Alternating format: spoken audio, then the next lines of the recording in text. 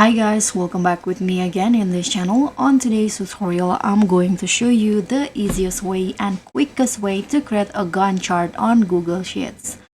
So if you are new to Google Sheets, here you can go to the template gallery to find templates, document templates or spreadsheet templates that you can use. For example, one of them is Gantt chart. So you can just explore to the template gallery in here and scroll down, and then the Gantt chart will be found on the project management section. So you can just click on the templates in here, and here you can see the Gantt chart template. And to align it with your project, here you can just change the template. Here you can change the project's title, manager, your company's name, and also the date. So you can just adjust it with your own project. And thank you so much for watching. Don't forget to like, comment, and subscribe. Also, click on the thanks. Bye.